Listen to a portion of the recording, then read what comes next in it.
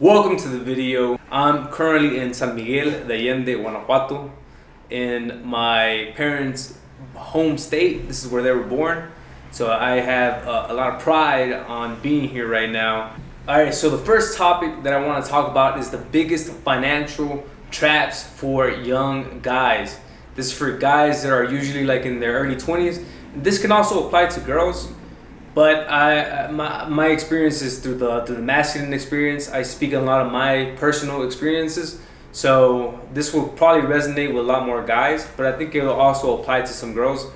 So the thing about being a young man, a young guy, is that you have so much energy and so much potential at like around your late teens and your early 20s. So I want to talk about 3 big financial traps that I've noticed in my early 20s that you need to watch out for.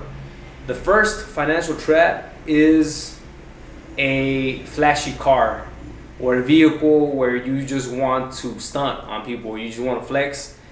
If you don't have the income to maintain that flashy car or that nice car, and I get it, man, like I've been there too. I've always wanted like a muscle car when I was in my early 20s, but I would recommend to stay away from those type of investments because you're investing into a liability at the end of the day, especially if you don't have the income source of a key, especially if you don't have income from either your business or from passive investments. So if you're using your hard-earned cash, whatever you're generating, the cash flow that you're generating from your job or from your job or your career, and you're investing that into the car is a liability that depreciates. So if you're investing that money into the depreciating liability, it's not going to be the best investment in the long term. So the thing about purchasing materialistic objects so young is that you fall into what I call modern slavery, which is indentured servitude, where you're buying items that you don't need, and now you have to invest your time and your energy to pay for those items. And I'll give you a good example. Let's say you're working a minimum wage job. You're barely making, I don't know, I forgot what the minimum wage is right now. I think it's like $7.50 in the States or $8, something around those lines. And you're making that income every month, and then you decide to go purchase a $30,000 truck. So now every month, let's say your monthly payment is $500 plus the insurance, maybe like $200. You're so young, so you might not even have the best insurance. Now you're investing that money into that insurance and to that truck, and you're barely making enough to make ends meet. So a big chunk of your purchasing power is going into that truck, and it's not a wise investment because that truck is a liability. So I think one of the biggest things that young guys need to understand is the differences between assets and liabilities, and really understanding what a balance sheet is and a cash flow statement is. And you can find these videos on YouTube, man. Like just go to YouTube, search it up right now. What's a balance sheet? What's a cash flow statement? It'll give you a good basic idea of how money moves, especially when you start generating money from your first job. And you want to save that money. You want to invest it correctly. At that age, you just want to use that money to invest into yourself.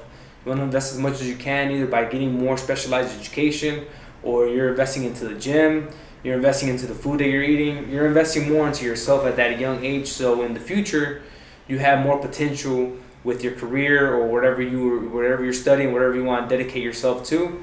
But yeah, that's the first trap. Stay away from high expensive liabilities that are not going to help you in the future, and try to stay away from trying to flex at such a young age, and that's going to come with time. First focus on your mission and purpose, and the rest will come with that. It will follow. All right, so the second financial trap for young guys is getting a girlfriend and spending so much time and energy on that girlfriend. I think this is one thing that a lot of guys overlook. I believe that you should have experience with dating. You should have experience on courting with girls and learning the dynamic between a girlfriend or a female friend that you like. You should know that dynamic, but you should also understand that it should not be the main priority, especially when you're in your early 20s and your late teens. You want to focus more on your career. You want to focus on building yourself. You want to focus on growing, well with your wealth, spiritually, financially, physically, getting shape. Those are the biggest priorities that you need to focus on at that young of age, because not, let's say you're a broke 20-year-old. Even if you're broke, if you're investing so much time, so much energy, so much attention into someone else, you're not really growing by yourself. You're not really growing and focusing on yourself. And that's not to say there is outliers. That's not to say that you could have a girlfriend and she supports your goals and your mission. The same thing with you supporting her goals and her mission. But if you don't have a relationship like that, where you guys are ride or die, you love each other and you'll support each other through thick and thin, it's not. I believe that it's not the wisest decision to be in a relationship so young. I think the best thing is to build a solid foundation for yourself, for your future, for your career, and then down the line when you get to plus 25, plus 30 to 35, you can have a more long-term relationship, a more serious relationship where you're actually built on the foundation of sturdiness. You have more of that experience, that life experience that is necessary when it comes to actually dating correctly. And like my first relationship, I believe my first serious relationship was around when I was 24 to 25. That's when I got into my first serious relationship. And looking back at it, it might have been a little bit early for me to get into that serious relationship, but I don't regret anything. I don't ever live in regret, because I had a great time in my relationship. My girlfriend at the time was a great person. We had great times together. But looking back at it, I would just think to myself that it would also have been beneficial to dedicate a lot of that time and energy into my business, into my craft, making videos, of working on my career. So that's just one thing that I would recommend, is that just be aware that if you do get a girlfriend, it's not just gonna be the time that you spend with her. It's not just gonna be just dating her. It's not just gonna be all just having fun and going out. It's like you're also investing. It's the opportunity cost, because you're also investing your time, you're investing your energy, you're investing your limited resources. Especially as a young guy, you might not have much, and it's better to build first and then start looking for a long-term relationship. All right, and the third financial trap is general knowledge. So what do I mean by general knowledge?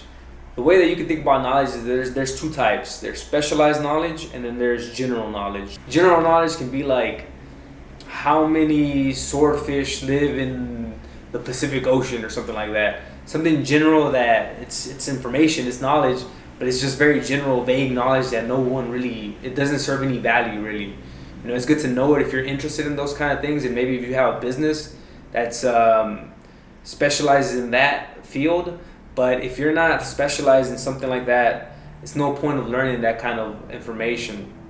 And the reason why I mentioned this point is because whenever you're trying to pursue higher education, especially in your career, let's say you're trying to study engineering, you're trying to go into liberal arts or whatever, when you're making decisions of what career choice you want to follow, it's important to know that if you follow a general career where like a liberal arts degree, you're going to be spending a lot of money in that education, going to college, paying your tuition, your books, all of the money that goes into your education has to be spent correctly. It has to be invested correctly. That's why I believe that it's very important that before you go to college or before you want to do any specialized training, whether it's welding, if it's a trade career, that's perfectly fine. I know a lot of tradesmen, like welders. My cousin's a welder. A lot of contractors that make a lot of good money, plumbers that make a lot of good money because they specialize in something and they're really good at it. And they don't even have to spend that much time and spend so much money in college. So my point is that if you're going to pursue higher education, or if you want to pursue the education path, you want to invest in specialized knowledge, even if it's not going to college. Invest in business courses and sales courses and classes that are going to give you those high-paying skills that are going to give you that higher return in your future. If you're taking general classes, let's say like liberal arts, art class that You really need to understand the market, and you need to really understand where's your place in the market as soon as you graduate. For example, if you're in the STEM majors, science, technology, engineering, or mathematics, you're going to get paid more money because these jobs are in high demand. They're very specialized, meaning that many people cannot do them. It takes years to understand that career path, so you're going to be getting paid pretty well. So if you have that mindset going into college, then you know that you're going to get paid as soon as you graduate. So if you do want to go to college, I would just invite you or recommend for you to do your due diligence and know exactly what you're studying, and don't just go to college to have the college experience and have fun and waste your money, because at the end of the day you're gonna have to pay that money back, either whether through student loans or by working during college. You're gonna have to pay that money back. So it's a big investment, and you have to be wise about how you're going to invest the money into your education. So yeah, there you have it, guys. Those are the 3 financial traps that young guys and girls should watch out for.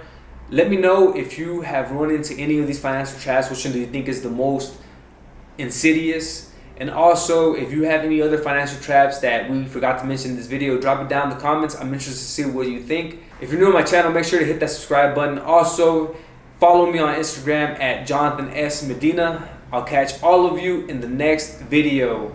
Stay strong, stay relentless, and keep on conquering. Peace.